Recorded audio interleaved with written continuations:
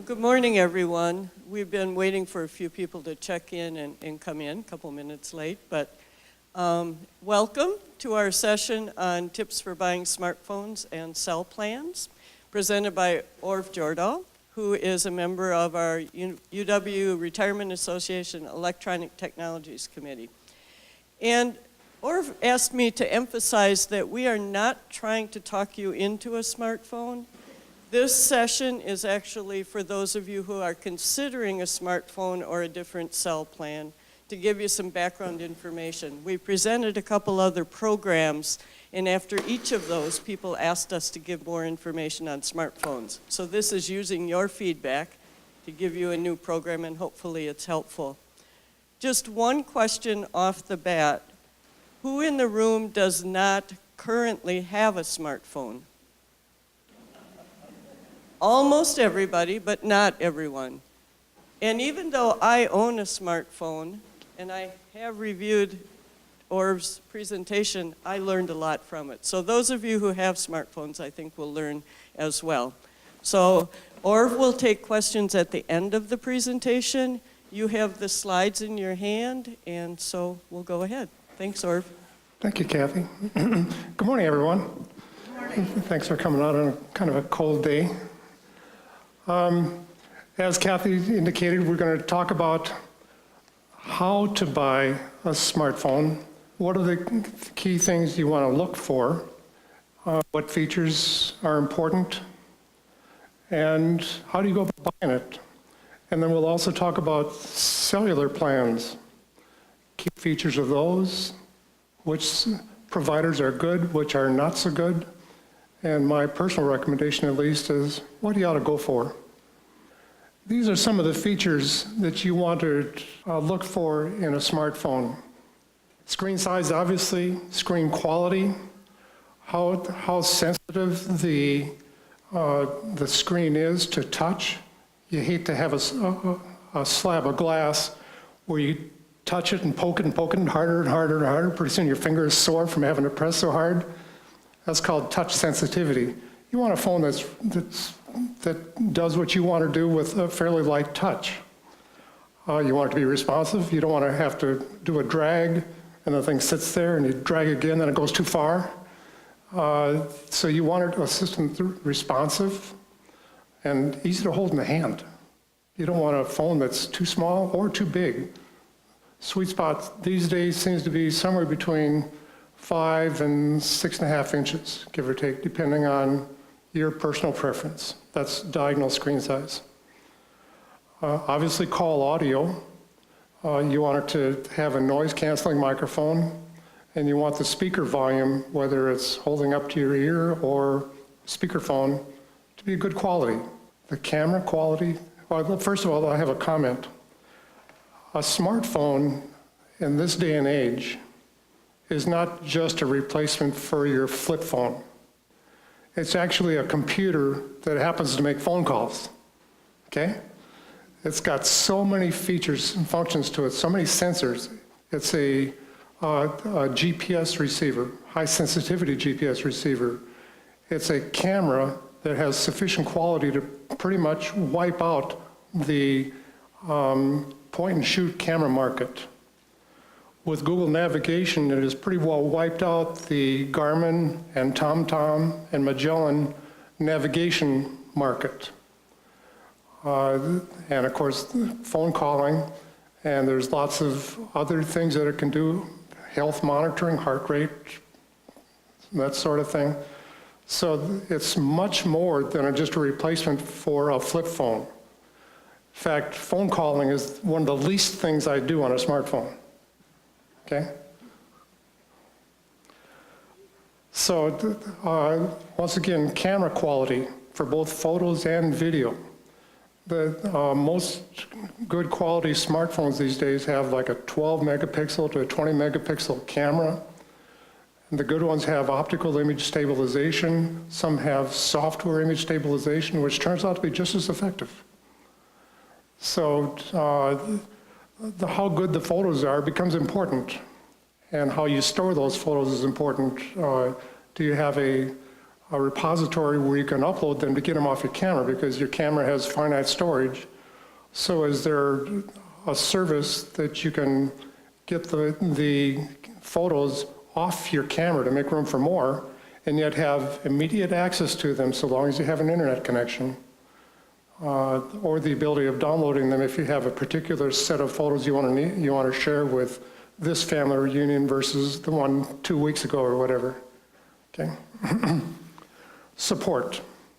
This is one of the most important areas, and we'll talk about it more later, but how you get support, where you get it from, who provides it, and that sort of thing. Critically important, especially for seniors who may have a fear that if I touch something, I may break it. One of the advantages that kids have is that they're willing to try anything. And if it breaks, so what? But us seniors are so cautious. Do I dare touch this? So that's why that's why support is so important, especially for seniors. System upgrades and updates. This turns out to be really important too. An upgrade is where you go from, say, iOS, if you have an iPhone, iOS 9 to 10. You may have heard this terminology in the press or whatever, and iOS 10 to 11. That's an upgrade. An update is more like a security update. These phones are all software. I mean, yeah, there's a little bit of hardware, but the smarts are in the software. Millions of lines of code. Is that code perfect? No. Hackers and crackers and other miscreants can oftentimes find small flaws by which they can weasel their way into your phone and steal your identity. And so as soon as the manufacturers, Google and Apple, find out about this, they will patch it. But the question is, does the manufacturer of your phone forward those monthly security updates out to your phone? More on that in a little bit. Finally, there's bloatware. That's software that's loaded into the firmware of your phone by the carrier. If you buy your phone through a carrier, Verizon, if you go to the AT&T store or T-Mobile or Sprint store, those phones will be loaded with applications in the firmware that they have added, and you can't get rid of it. Much as you may want to delete it, you can't, because it's in the firmware. It's in the base load of the operating system for that carrier. So more on that a little bit too. 99% of the phones these days are either Android or iOS, and you can load Google Maps on both.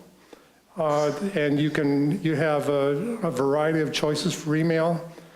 And it's not that there's just one email service, there are multiples on both. Okay, so that's just by definition, a smartphone, It's- an email, and a GPS. It's a given. Okay, that's what I wanted to know, because you have important features, and Yeah. that's one I want. I just didn't list all the software features, I was just listing the hardware features here.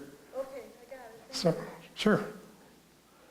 First stupid question. Yeah, I've been reminded to not respond to questions until the end, so, Slide by slide. yeah. Okay, first of all, what is an unlocked phone? If you go to a smartphone store, go to a Verizon store, or AT&T store, or go to Best Buy, or whatever, and buy a phone, you'll notice that they have Verizon phones, and AT&T phones, and T-Mobile phones. Red flag, that is a locked phone, meaning that it's locked to that provider. Now, by law, as long as you've paid off the phone and don't owe the carrier money, they are, by law, obligated to unlock it at your request. But the law doesn't say how swiftly they have to respond to that request. It may take them 40 to 60 days to unlock it for you. And why would you want to unlock it? let's say that you find out after you've had your phone for a while that coverage, the cellular coverage at your house is awful. It just doesn't come in. I mean, if you go a mile away from your house, it's probably fine, but at your house, it's terrible. So you may decide, hey, I'm signed up with Verizon, but Verizon's coverage at my house is horrible. So you want to switch to some other carrier, T-Mobile, whatever, but you have to first go to the carrier that your phone is locked with and plead and beg on bended knee, please unlock my phone. It's mine, I paid for it, I don't owe you anything. They can still take a month to a month and a half to unlock it for you. If you buy an unlocked phone, then you, after you get the phone, you go get a SIM card, a small little card that looks like the memory card of a camera. You know what an SD card is, right? It looks like a miniaturized version of a memory card. Put that in your phone, and that's the card that marries your phone number to your physical smartphone. Okay? Everybody with me? So what you want to do is to buy a phone that you can just go get a SIM card, pop it in, and now you're using that carrier. And if you want to change, you just go to the next carrier and say, I want to transfer my number. Please give me a SIM card with my number on it on your network. And boom, it'll happen. They can usually transfer the number inside of 15 to 20 minutes. So one thing I want to impress on you, get an unlocked phone. Don't be hostage to a given cellular provider. By the way, Europeans have done this for years, but they kind of laugh at the US that's still following the locked phone model. So it's not that this is something new to the world, it's just kind of new to the US, because the carriers have us so ingrained that, oh, if I want a smartphone, I got to go to a carrier store. Wrong. And I'll show you how to buy a phone like this later in the presentation. Choosing a brand. Okay, out of that list of features that I presented early on, the one distinguishing factor is software upgrades and updates. Most all the phones have reasonably good hardware these days. The lower priced phones, maybe not so much, but the phones that we'd recommend anyway come with excellent software upgrades and support. These are not just electronic devices that are hard-coded. They're not just circuits. There's lots of software in them, and that software has to get updated because they're finding flaws all the time. I mean, there's so many hackers and so forth in the world that are beating on these phones trying to find minute flaws that they can exploit, that Apple and Google are always having to might do a little fix here, a little patch there, whatever, on a monthly basis. Just like Windows and Mac. You got to update those. People used to consider Macs to be hack-proof. Wrong. They're software. There are going to be flaws in it. One example of that is, I don't know if you paid attention lately, but even Apple with their iOS upgrade to iOS 11, there was a flaw in the first release of it that anytime you pressed a lowercase I, it showed some other symbol. And you had to do a fairly complex sequence of things to get it back right. So therefore, Apple had to release an update to iOS 11 to fix that flaw. How that ever got through their Q&A, I don't know. But basically, the only phone manufacturers that provide quality support, both in terms of upgrades and updates, as well as assistance in how to use the phone, come from Apple and Google. Samsung, no. Motorola, definitely no. In fact, there's a author that works for Computer World, a well-respected publication in the computer industry. There's an author called J.R. Raphael who keeps a scorecard on the phone manufacturers' performance of providing updates, upgrades and updates for their phones.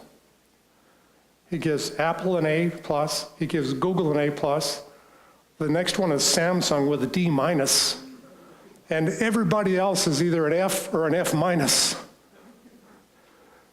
because they're in the business of making and selling the smartphone, and after that, they don't want to see you again.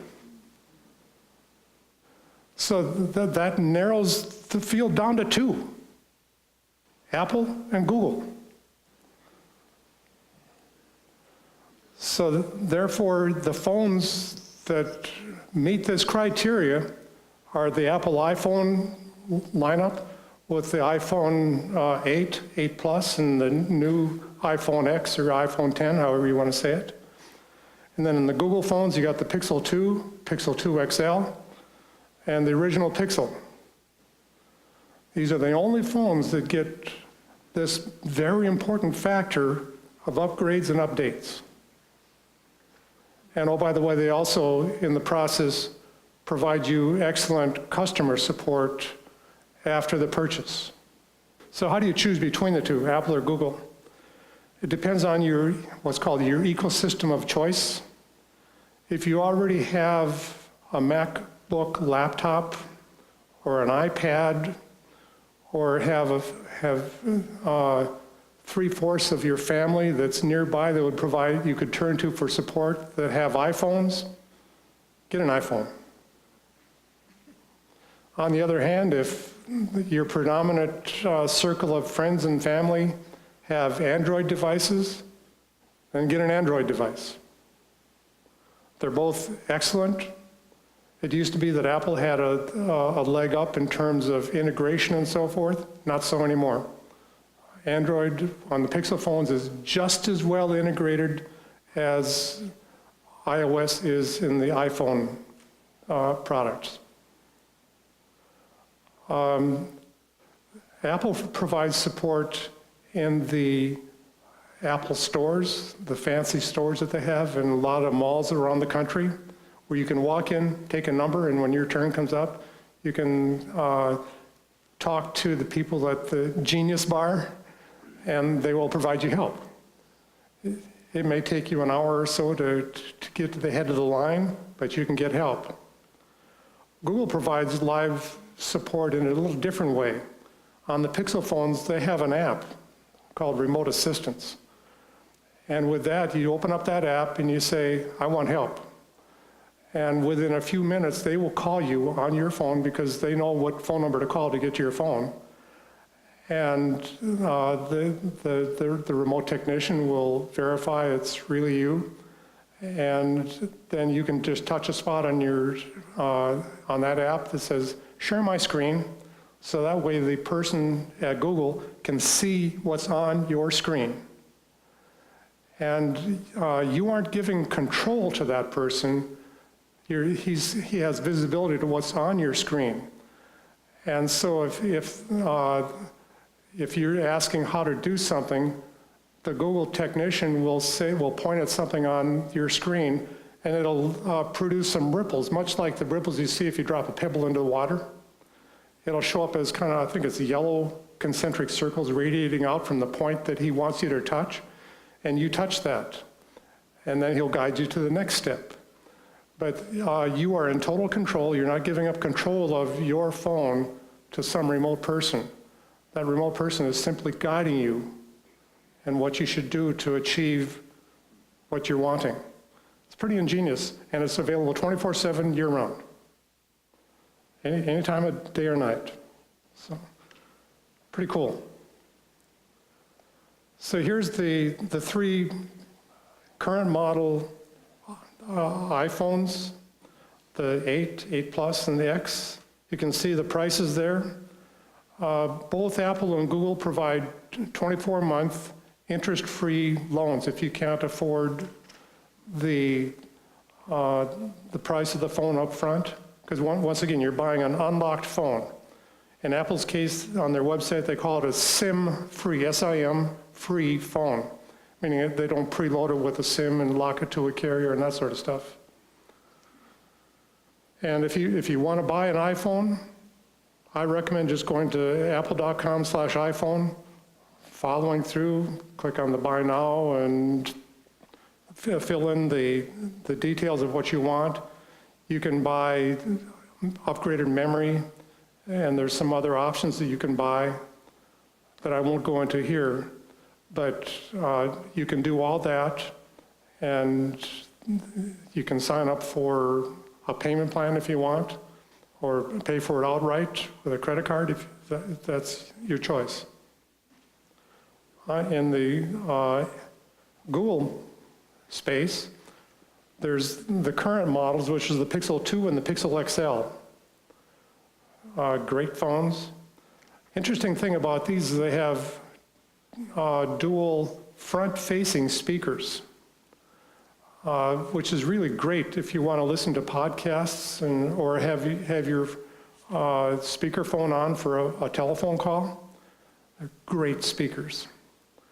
Now, the interesting thing is that the Pixel 2 XL gives a lot more screen space, and it without a whole lot of extra height to the phone.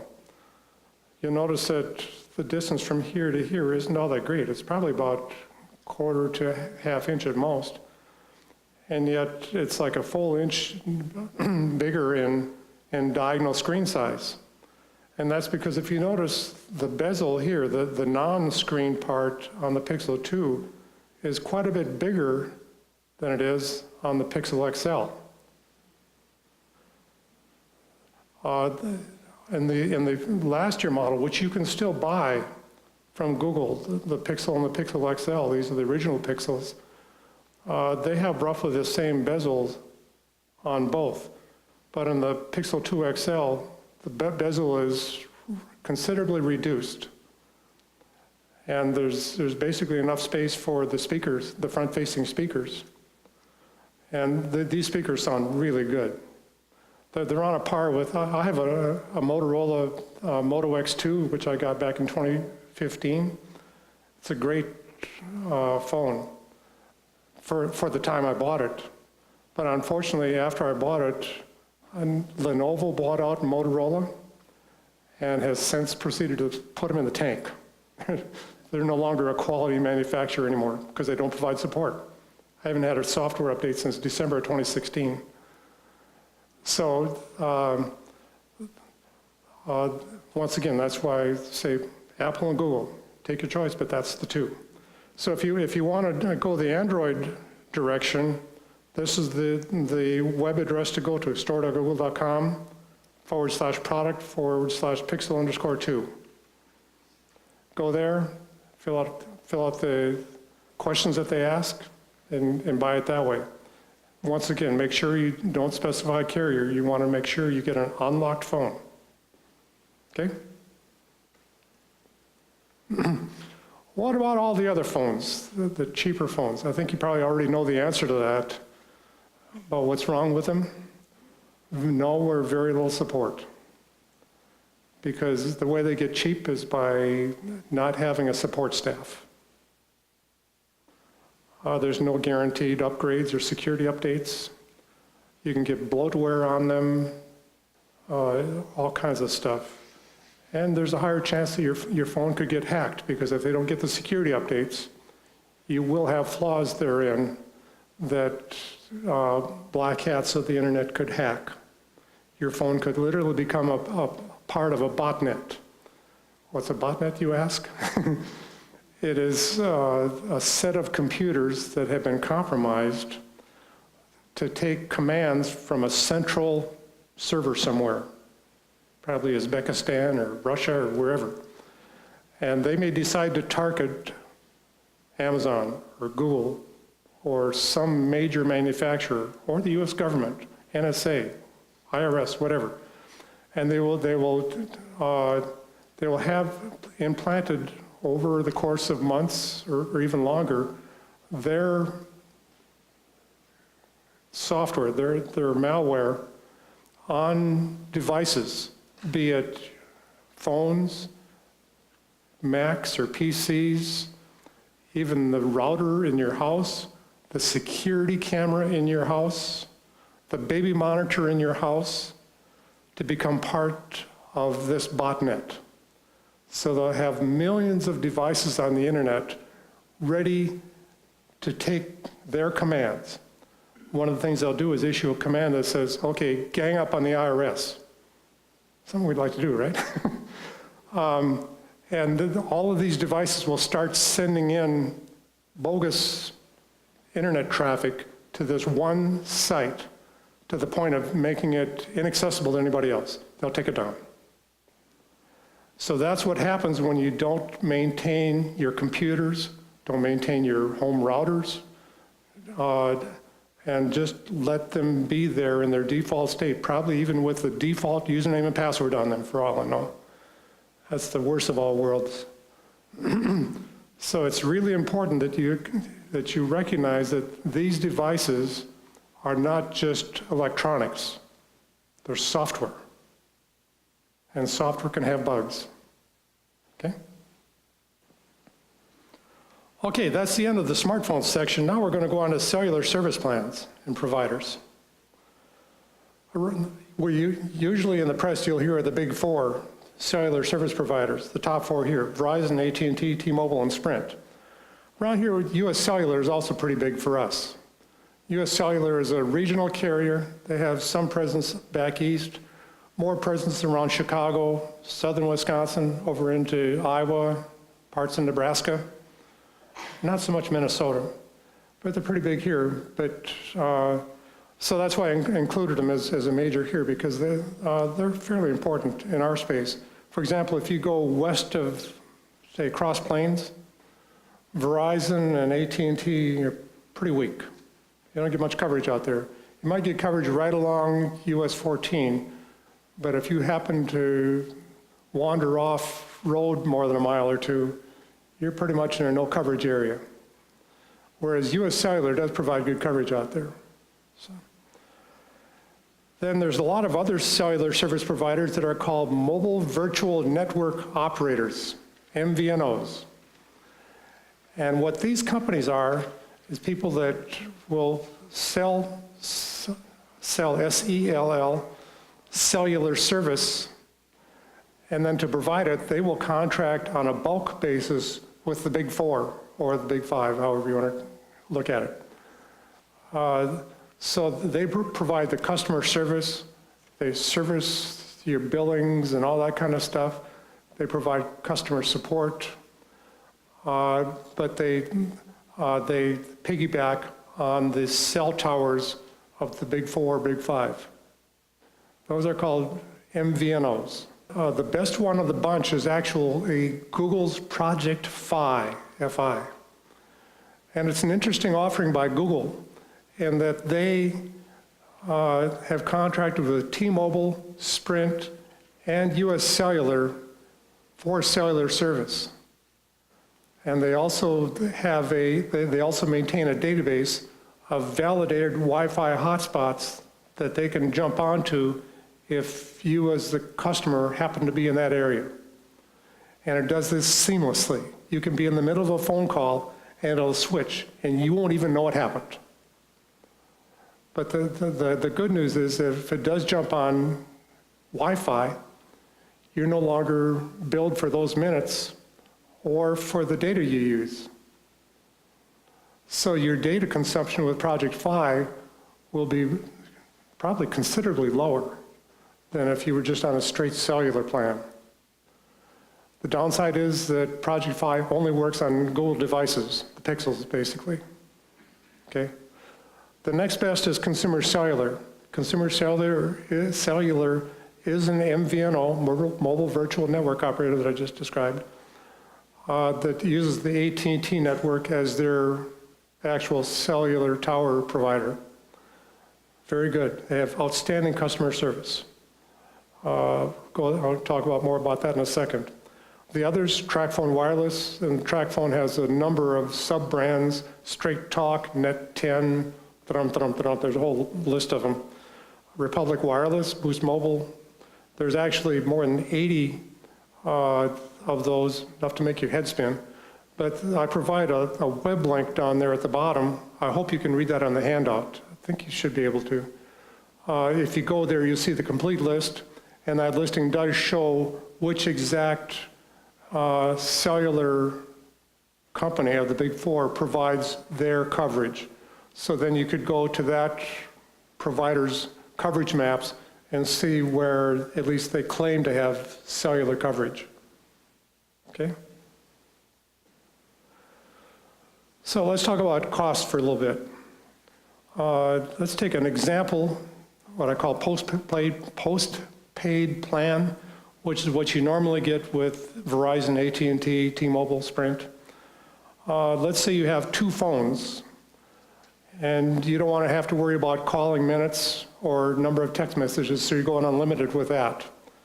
But you're only going to sign up for 2 gigabytes of cellular data per month between the two phones. I just had to pick something, so that's what I picked. For the major cellular providers, this is how the costs stack up. Just no discounts or coupons or anything applied. This is what they're, according to their websites, what it would cost to do that. Verizon is $75 a month plus taxes and fees. You can translate that to roughly $10 a month, give or take. AT&T was $80 a month plus taxes and fees. T-Mobile was $60. T-Mobile's interesting. Under their CEO, John Laguerre, they have really come up in the rankings of cellular providers. It used to be T-Mobile was same as Sprint, terrible. But they've really come up, and now they have a plan for seniors called Unlimited 55 Plus. For $60 a month to get unlimited everything. I think if you use more than 20 gigabytes of data, they start to throttle you back significantly. But it's a pretty aggressive pricing plan for a big four carrier that seniors can take advantage of. Sprint wasn't nearly as price competitive, and oh, by the way, their coverage is not really great in a lot of places. So typically, I don't recommend Sprint myself. And US Cellular, I had to double check this because I couldn't believe it, but it came out the same every time I looked at it, was $110 a month plus taxes and fees. So they weren't nearly in the same price category as the others, which surprised me. For the MVNOs, Consumer Cellular came in really attractive. Project Fi was equally good. The advantage of Project Fi is with Pixel phones, this plan works in 135 countries. No change in plan. You don't have to call up anybody saying, hey, I'm going overseas. Do I need to sign up for a different plan? Do I need an international plan? Do I need to pay more for the times I use it when I'm abroad? Same price model throughout. Unlimited calls, unlimited texts, and $10 per gigabyte on data. And oh, by the way, it'll roam to Wi-Fi over abroad too. So it's really good. Ting also rates high in Consumer Reports ratings, I'll show in a minute, but they're a little pricier, it's $78 a month. TracFone's Net 10 is $35 a month plus taxes and fees. Downside there is I think the data only goes at 3G, it's called, which translates to slow. Republic Wireless is $60 a month. It's similar to T-Mobile. So Consumer Reports did a survey of their subscribers back early 2016. And they published their results in summer of 2016. Over 100,000 of their subscribers participated in this survey, evaluating the subscriber's current cellular plan at the time they did the survey. And I printed these out in your handout as full slides, so hopefully you can see for yourself how these look. Top of the heap in what's called the postpaid plans is Consumer Cellular. Ting is tied with them, which surprised me. Because, like I said, Ting rides on the Sprint network. So I was surprised that people rated Ting so highly. But there it is. If you're in an area where Sprint has good coverage, you can probably get probably get a good service from them. Then it goes on down. You see T-Mobile at the bottom of the left-hand list down here. But then you get over here, 4 out of the big 5 are all at the bottom of the heap, which doesn't speak too well of that. If you go to, I should talk about the criteria. First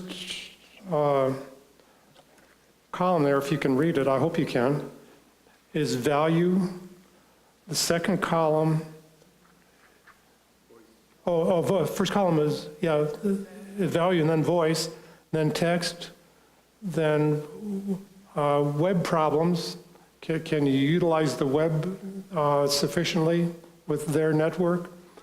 Data services and customer support. When you need help from them or need to have a question, billing question or technical question, how good is their telephone or chat service? And finally is telemarketing call frequency. Some cellular providers are better than others at blocking spam telephone calls. And this was added by Consumer Reports to their survey. And if you notice, some are pretty good, others over here, not so much. And you can see the criteria. I put the criteria going from worse, red double down arrow, over to green vertical bar means average. Yeah, by the way, average is actually pretty good. But then you get over to the double up arrow green, that means they're really good. So now if you go to the next one, these are what we call the prepaid plans, where you pay ahead, you have an account with them and so forth. And here you see where Project Fi actually comes in ahead of Consumer Cellular by 1 point. And then you get Page Plus Cellular and Republic Wireless. Now these are the cellular carriers that Consumer Reports reported on. Not to say that that's all that are available in this area, and it's not to say that all that are shown here are available in this area. But this is just the chart that Consumer Reports published in their publications and what they show online. Okay? So which provider for you? My recommendation is if you have an iPhone, go with Consumer Cellular. It's a no-brainer. And oh, by the way, if you're an AARP member, you get an automatic 5% discount. And their customer service is outstanding. So I'd suggest you going with them. For Pixel phones, you have a choice. You can go with Consumer Cellular or Project Fi. You'll be happy with either one, I'm pretty sure. Project Fi is interesting in that you pay only for the data you use. You don't have to sign up for a 5 gigabyte plan, and on the months that you only use 2 gigabytes, the 3 gigabytes you didn't use, you still paid for. With Project Fi, you pay only for what you use. So if you prepay for, let's say, a 2 gigabyte plan, but only use up to 1 gigabyte during that month, you get a $10 credit on your next billing from Project Fi. So it really is a very good plan. Okay. Questions? Kathy, do you want to help me manage this process? Looks like we've got lots of hands here. Can you pass the microphone around? That way I don't have to repeat let Kathy bring the phone to you. Okay, on the Apple phones that you had pictures of and the Google phones, you mentioned that Apple was a 24-month contract. Google, you didn't identify it, but it's got to be longer than... No, it's 24 months both. They both provide 24 months interest-free financing. I'm sorry. Thank you for the question. You pay for it over 24 months, and I put the price that is quoted on the websites for that phone with their financing plans. And if you do the math, if you multiply 24 by I rounded, so 24 times the monthly cost should be come out pretty close to what the full listed price is for that phone. Hi. The main reason why I haven't gotten one is because of touch sensitivity, that constant hitting, or hitting something other than what you intended to hit. Which phones would be best for dealing with touch sensitivity? Both Apple, all the phones that I recommended here, you'll have no problem. Okay, and out of curiosity, what about Samsung? She's got a microphone. No, please repeat the question so we can hear it. Oh, you can't hear what I'm saying? The question was, I have touch sensitivity issues, which is the reason why I haven't bought one, and was wondering what are the best phones for that. And you said either of the two.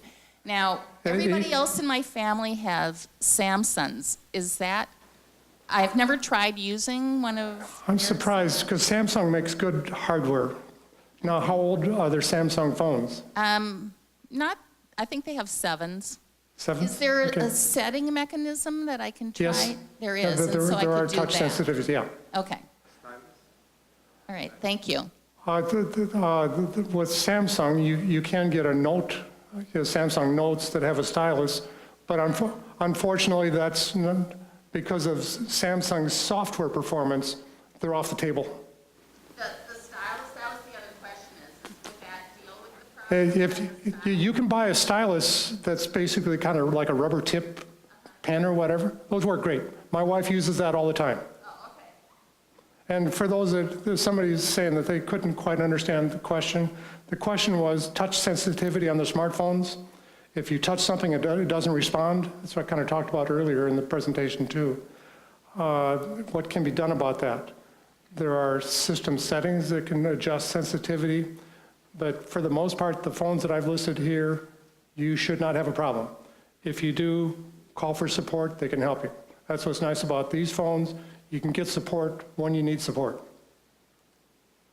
Whoever's got the microphone. If you don't need the phone very often, and you buy an iPhone, can you get a plan through Consumer Cellular that just you pay for the minutes and the data that you use? You know, not a monthly plan, but like a card or something that has minutes and data, certain amount to use up. Well, what you're going to find is that with a smartphone, phone calls is one of the least things you will do. Yeah, you will use it much more for navigation, for looking up the weather, for doing your email. There's so many other things that people do with their smartphones than phone calls. We have an iPad already. That's not a cell phone. Yeah, but I'm thinking if we don't need a phone very much, would you suggest then just getting a one of the flip phones? No? And with the iPhone? Because the track phones have software problems. They aren't upgraded. You got the same security problems as all the other phones. They're cheap phones that they make them, get them out, and let them go. And that's the problem. You expose yourself to being hacked. And so, yes, you can get a phone with whatever minimal contract Consumer Cellular provides, which I think would be like $10 or $15 a month. It's pretty cheap. They have plans for seniors that go down the level you're talking about. Oh, okay, thank you. Mm-hmm. Good morning. Thank you very much. In the AARP newsletter, they are advertised. The Jitterbug, I see it on one page here. Mm-hmm. What's your take on that phone? Never used them. The Jitterbug is a cell plan, not a phone. Well, I have an advertisement here that says, Well, if they're advertising a phone, then it's a locked phone that's locked to, I mean, it's in the current issue of Yeah. AARP. So we're looking around, and when I see something that's so inexpensive, you really jump. so this would fall into the category of a cheap phone that's locked to a carrier that's not going to get software updates. You are screwed. I think that was pretty clear. Okay. I assume then that Consumer Cellular has pretty good coverage? Yes, they ride on the AT&T network. My wife and I are both with Consumer Cellular. Seldom do we have dropouts anymore. It used to be that AT&T was touted as, well, their advertising campaign was more bars in more places. Remember that? And the translation was no bars in more places. But not so anymore. They're very good. And like on a drive from here, say from here to the Twin Cities, driving up I-90-94, there might be a couple minute intervals where you drop into a dead zone. Like I typically listen to WPR on the radio, streaming all the way, because the data usage of that is pretty small. So you can listen to WPR through your phone, not have to be constantly seeking for the local WPR channel, and listen to it all the way up. And there will be times where it drops out for a minute or two, but then you're back on. And once again, that's a case where Project Fi might be interesting too, because between T-Mobile, Sprint, and US Cellular, the probability of you having coverage from at least one of those cellular towers is pretty high. Or first of all, I want to thank you. This has been extremely helpful and beautifully organized, and I really appreciate all the information and help you've provided. However, I want to go back to the 2 points that were raised over there. I'm a minimalist, as you know. That is, there's an awful lot of these things. Translation cheap? No. One is cheap, the other is, he always calls me a Luddite. Some people call me a Luddite. No, I simply have absolutely no need for all the things that 25-year-olds have need of. And most of these things are designed for, I'll put it differently, sophomores. But seriously, I don't need most of it. I've very little interest in paying close to $1,000 for a machine I'm going to use very little. I have been a Jitterbug user for several years. I have never had any problem with my Jitterbug. I'm very content with it. It does most of what I want to do. That's just the flip phone version. But I am interested, and I was very pleased to see the consumer report on their smartphone version. It costs $129. Why would I do the other thing? The question is... For the phone, the answer is... No, I'm going to ask you one more piece of the question. What am I not going to be able to do in future if I don't have a smartphone? Parking, paying, those kinds of things are increasingly moving to smartphone. What of those things am I not going to be able to do that will require me to have a smartphone? Well, otherwise, I'll stay with my flip phone. There's parking downtown Madison right now that assumes you have a smartphone to pay it with. If you don't have a smartphone, you can't park there. More and more is going that way. The assumption, the given, is that you have a personal smartphone. Like it or not, you can say, I'm going to stick back with my 1990s technology. World can go by. I'm fine. And if you want to live with that, fine. And if that's your paradigm that you're living in, God bless you. Fine.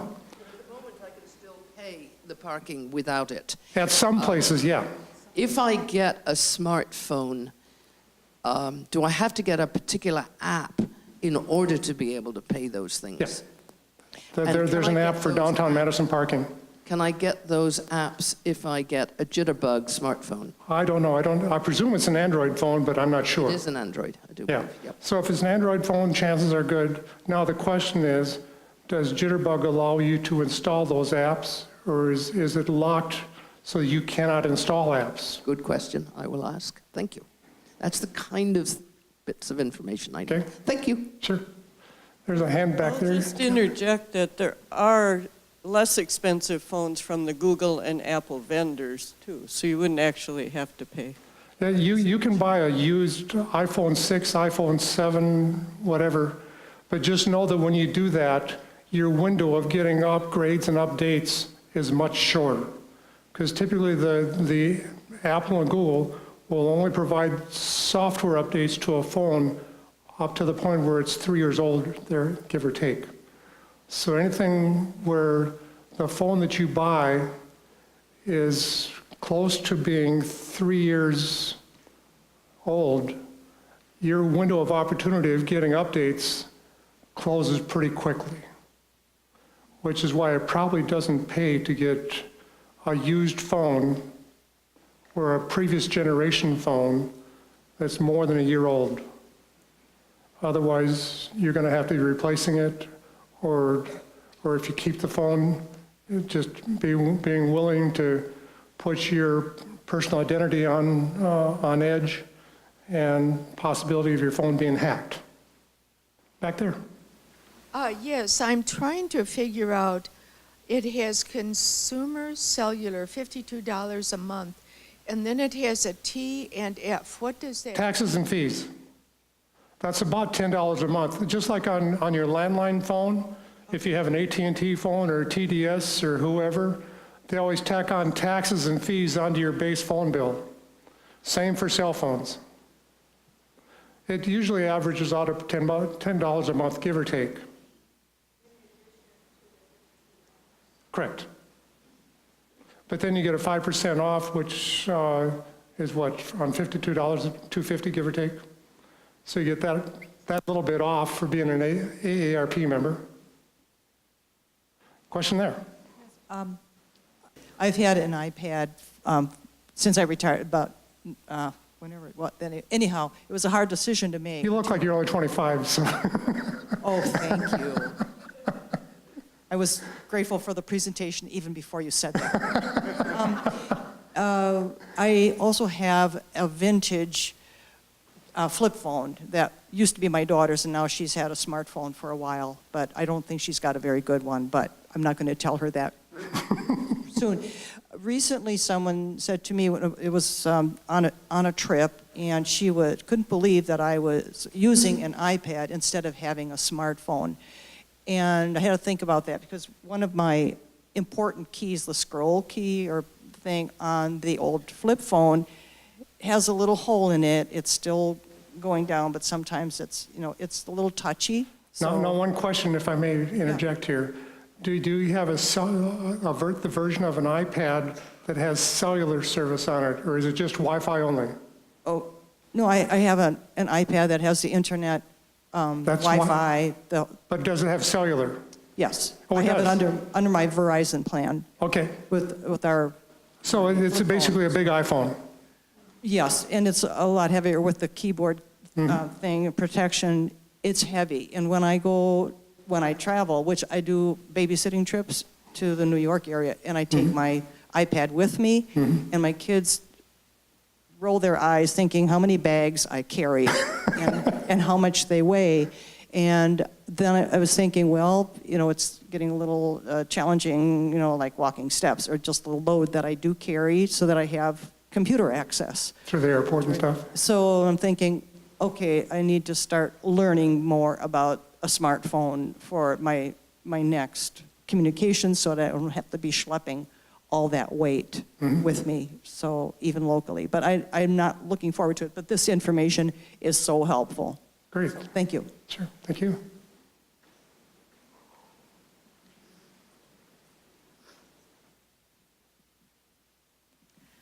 I have a jitterbug.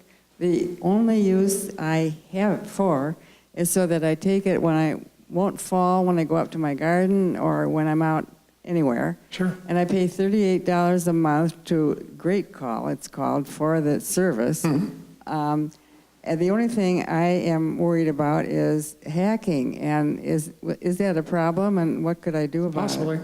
Because if it's not from Apple and Google, you're not getting software updates. And if you're not getting software updates, your phone has probably got holes in it. Okay. Even though I don't use it for a phone. Oh, my goodness. Okay. Well, like I say, phone calling is the least of the things that hackers are worried about. Thank you. Sure. Orv, are you saying that's a problem for flip phones as well, non-smartphones as well as smartphones? The flip phones are still software driven. The question is one of probabilities. There's so relatively few flip phones nowadays that hackers go for the big market. In the same way that years ago, the hackers went after Windows machines because they were 90% of the market. Apple was only 10% of the market, actually 6% of the market. So they didn't bother about it. But nowadays, they go after Apple and PCs, equal opportunity hacking, so to speak. The same is true of flip phones, except flip phones are such a low percentage nowadays, they don't bother about trying to hack them. I mean, it would be low-hanging fruit for them because they are so easy to hack that, but on the other hand, you don't have a lot of personal data on your flip phone that it's worthwhile for them to hack. Some people may have text messaging availability on their flip phones.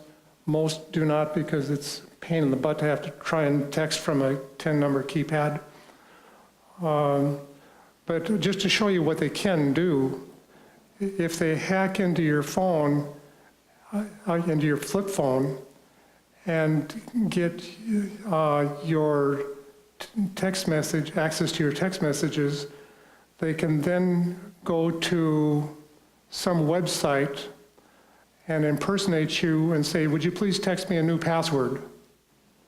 The technical support people at that business will say, sure, no problem, and they'll send you out a temporary password, but you won't get it. The hackers will, and then they'll gain access to your account, and then once they get access to that account, they'll change the password and start bringing up bills against your credit card on that account. So that's how the hackers can take just a little bit of information that they get just by hacking into your flip phone and turning it into a bonanza for them. Okay? Over here. One thing you didn't mention in quality is Bluetooth availability with hearing aids. Some of them do, of course, Okay. go and do, but are all smartphones Bluetooth available to? At least of the ones that I put up here, yeah, they're fine. Some of the cheaper ones, maybe not so much. But most all phones have Bluetooth radios in them nowadays. Whether or not they're compatible with your particular hearing aids is a function of brand of phone and brand of hearing aids, because they're not all created equal. But that would become a consideration for a lot of people. Absolutely, yeah. Good question. Hi. Hi. I just want to share this to those people who are going to buy an iPhone or a Samsung. Not Samsung. Yeah, you have Samsung. Once you started using an iPhone, you'll get used to using that iPhone. And when you want to switch to Samsung, it will be very difficult. I've started using an iPhone. Now it's difficult for me to go using the Samsung because, you know, we are not computer savvy. You have to learn the feature of the Samsung. Right. So if you want beautiful picture, buy a Samsung, because I have an iPhone. When I compared my pictures, the Samsung has beautiful pictures. If you want to use camera taking picture, get a Samsung. But if you want to get a simpler, easy to use, an iPhone will be better. No, just one rebuttal to that. Like I said, Samsungs don't get the software updates.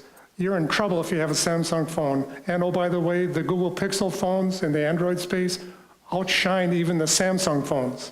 If you go look at the reviews of the Google Pixel versus the Samsung phones, Google Pixel 2s win every time. Okay. Kathy's running. Tell you what, let's play ping pong, Kathy. This side and then this side. I'm running, but you know, I think it's also highly dependent on how old your phone is. You know, an old iPhone won't live up to a new Google. But you mentioned does consumer cellular have the ability to international service? And if not, can you use just put a Yes, SIM card? for going international, if you're not going with Project Fi, my recommendation is don't try to buy an international plan from AT&T, Verizon, whoever. Go to make arrangements, do your research beforehand to find a cellular carrier in the area you're visiting and buy a SIM card over there. It'll have a new phone number on it, yeah, but what you do is you forward your current cell number to that temporary new number so that you get the phone calls on that number. Don't try to buy an international plan because you're going to pay an arm and a leg for it. Make sense? Kathy, behind you, what is paid versus prepaid or postpaid? Postpaid is what you typically have seen over the years where you use the cellular plan for a month and they bill you. Usually it depends on how many minutes and texts and data you've subscribed to. In other words, the plan that you select going in. It'll have a fixed cost per month, and as long as you stay under those usage parameters, that is the amount you'll pay. The prepaid plans, you basically populate your account with a sum of money, $20, $30, $40, $50. And then as you use the minutes of voice calling, as you use the data, you will pay so much per utilization quantum, if you will, utilization quantity. And so those are called prepaid plans. So you'll get billed when your account with that prepaid provider gets below, what, $10, $15, $20, and you can specify how much you want them to add each time they need to bump you. For example, if the amount of phone calling you do through your cell phone, through your cellular service plan, is a lot, and let's say that you've only got $10 in your prepaid account, let's say with Ting, and you talk for 2 hours to your sister over in Germany, and that the cost of that call could deplete your $10 balance. So that's the point at which they will automatically add to your account through the credit card that they maintain on file for your account. That's as differentiated from a postpaid plan where they'll keep track of how many minutes you use during that month, how much data you use during that month, how many text messages you use that month, then they will bill you accordingly. So if, say, you sign up for 200 minutes of cellular phone calling, and in this 1 month, you end up talking for 500 minutes, they will bill you for the extra 300 minutes on the billing for that month. This is on the postpaid now. Does that help clarify it for you? So I'm trying to figure out what the data is. Is data just minutes or is No, the data is gigabytes. Yeah. For example, a typical photo these days is worth about 3-4 megabytes. And a gigabyte is 1,000 megabytes of data quantity. But what is the data? So, I mean, if you're on the internet, is that? Yeah, if you're on the internet, say to download a photo, is usually going to be like 3 megabytes or 4 megabytes, give or take, depending on the resolution and what have you. So, and you could do that 250 times and use up 1 gigabyte. Or just being on the internet, surfing? No, just surfing the internet doesn't consume much data at all. It's when you get into streaming video or downloading lots of photos or uploading photos when you're on the cellular plan. If you're on Wi-Fi, it doesn't count. That's why people want to use Wi-Fi for those data-intensive things. Do you know what I mean by Wi-Fi?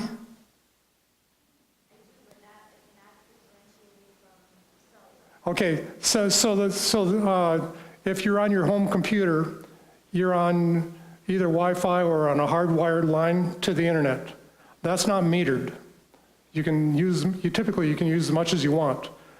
When you go over to using cellular as your way of connecting to the internet, that's what's called a metered connection. They keep track of how many gigabytes you use, and you pay for that. And each gigabyte, like in the case of Project Fi, costs you $10. And so a tenth of that is 100 megabytes. So you could say that you get 100 megabytes for $1. And that 100 megabytes is good for, what, 25 photos. So if you were to upload 25 photos on a cellular connection, you just spent $1.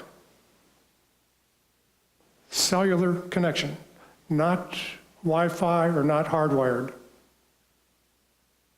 Everybody track that? Oh, when you're on Wi-Fi, the phone tells you you're on Wi-Fi. In fact, it'll show, in fact, the phones prefer Wi-Fi over cellular because they know that it's cheaper for you. So they'll automatically use Wi-Fi if it's available.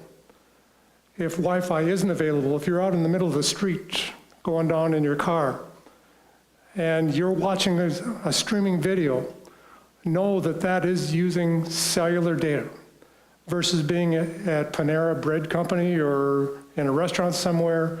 We've actually actively connected to that restaurant's Wi-Fi. When you sign up for an MVNO, do you have to change your SIM card? Yes. SIM cards are unique to the carrier. That's what marries your phone and your phone number to that carrier, is with that SIM card.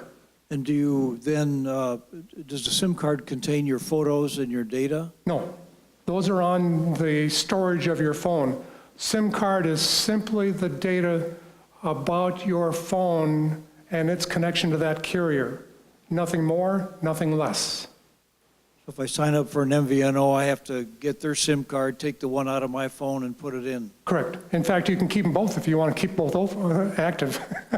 You can swap back and forth. I know people that do. Question about security. I've had iPhones now. I've had 5, 6, 7, 8. Mm-hmm. And I've never gotten security. I've gotten operating system upgrades. But That's because, let me explain. The way Apple has constructed iOS, they can't really update just a portion of the system. They got to update all of iOS. Android, on the other hand, is able to do 80 to 90% of their updates by updating an app here and there. They have dramatically taken stuff out of the base operating system, out of Android, and made it an app.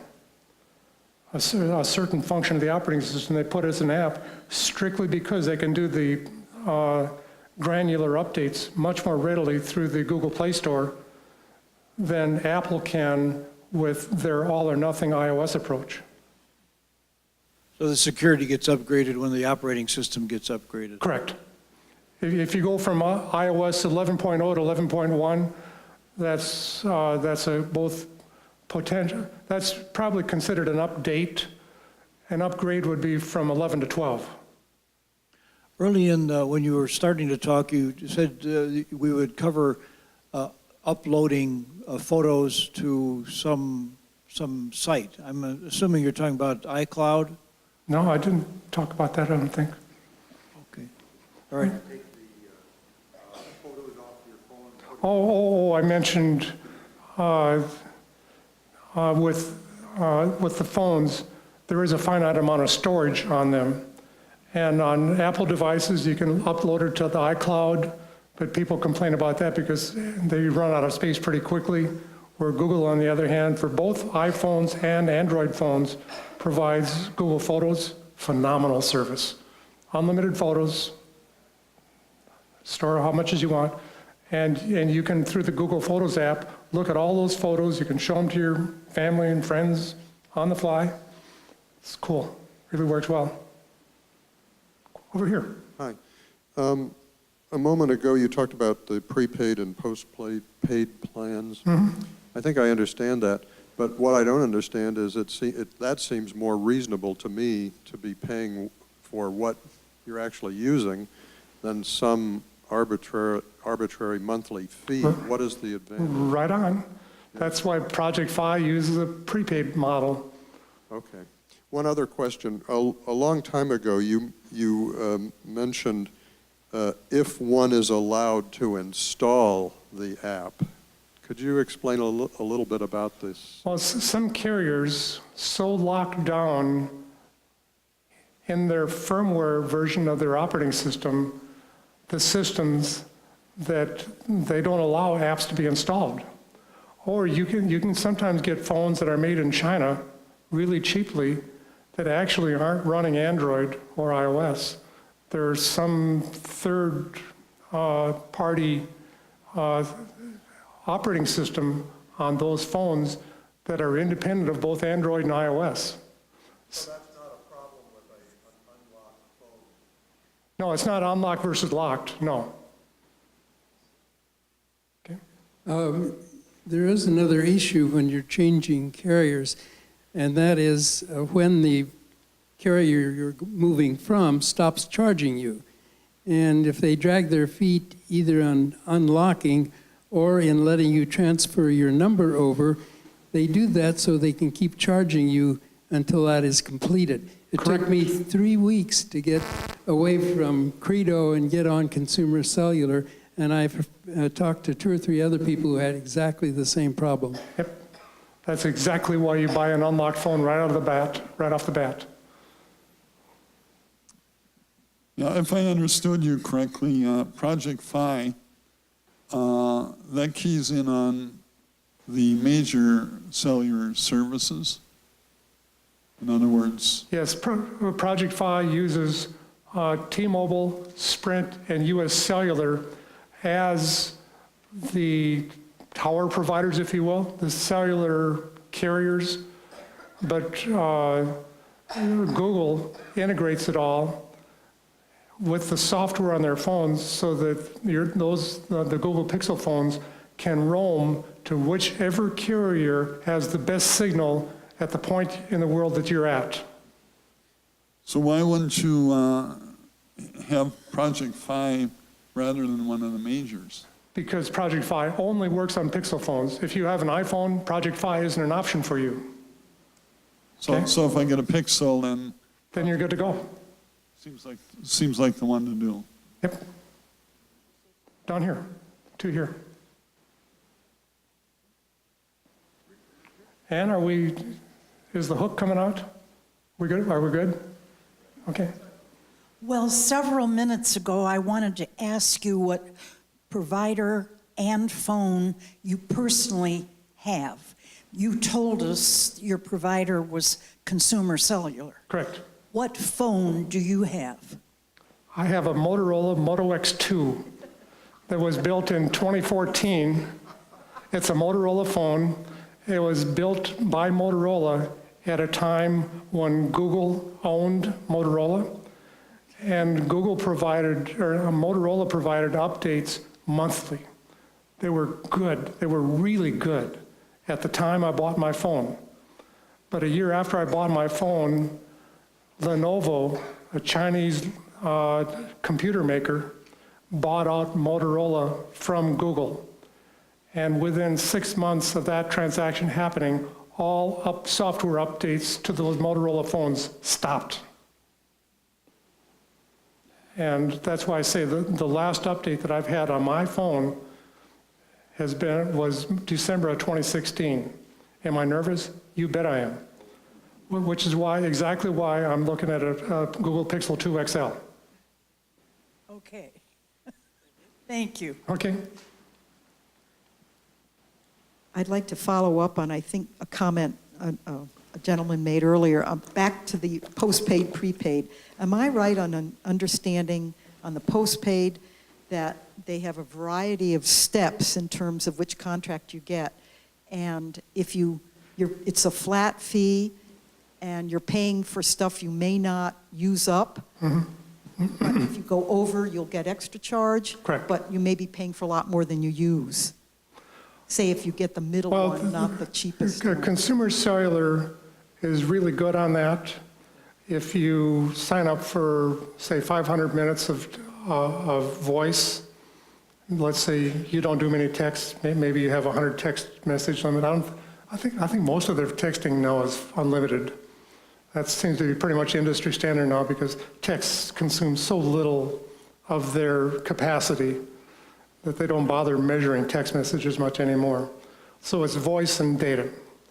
So let's say that you sign up for 200 minutes of voice on consumer cellular, and you use 300 minutes.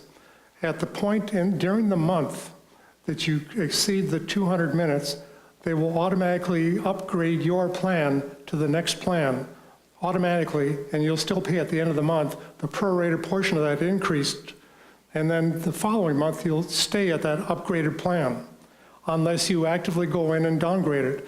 Consumer cellular is really good in that they'll let you change your plans at will, anytime you want to. So if you said, oh, I had an abnormal month, I don't want to stay at this higher plan, you can go in at the first day of your billing period and downgrade back to what you had before. But you have to keep on top of that. You do have to keep on top of it. But typically the steps are not very, very big.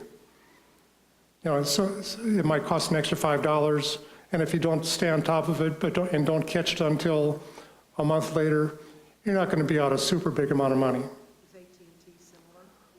No. Let's take an example. Let's say I'm stuck with Mac products because everything else in the house is a Sure. Mac. So you stay with iPhones? An iPhone. Mm-hmm. But I want consumer cellular. Do I go to the Apple store, buy an unlocked Apple iPhone 8, let's say? Correct. And then sign up for consumer Right. cellular with that phone? My recommendation would be that you either call up Consumer Cellular's telephone numbers right on the homepage of their website, or you can go through their website and just say, send me a SIM card, and fill in the data that they want to have about you. And within 3 or 4 days, you get a package in the mail with your new SIM card. And when you get it, you can call them and they will walk you through the steps of inserting that into your phone, and then they will make sure your phone is working. They'll stay with you through the entire process. They'll hold your hand, make sure it's working, and if it's not working correctly, it's amazing the amount of fixes and tweaks that they can put to give you good service. I think that's why Consumer Cellular's service numbers are so much higher than AT&T's. Even though Consumer Cellular rides on top of AT&T, the Consumer Cellular tech support folks will take the time to tweak your phone to make sure you're getting good service, where AT&T won't go to that level of service for you. Okay? Or to just clarify, I think I heard of someone lately that got their iPhone through Consumer Cellular. Yes, you can do that. But then you're locked. You're locked to Consumer Cellular, which you don't want to do. Just clarification. This is another jitterbug question. You know, I love your answer and I love your style, but what are the disadvantages of having a jitterbug iPhone or smartphone? It's not going to be called an iPhone. It'll be called Because a it's locked to jitterbug, and that's the place you don't want to be. And if you like jitterbug, then buy an iPhone and then call up Jitterbug and say, hey, I want a SIM card for your service. Okay. Sure. How are we doing? Okay, let's go with maybe 2 more questions. Sure. Works for me. Then there's one in back, too. I'd like to just follow up a little bit more on the folks that are asking about the simpler phones, like the flip phone, the Jitterbug.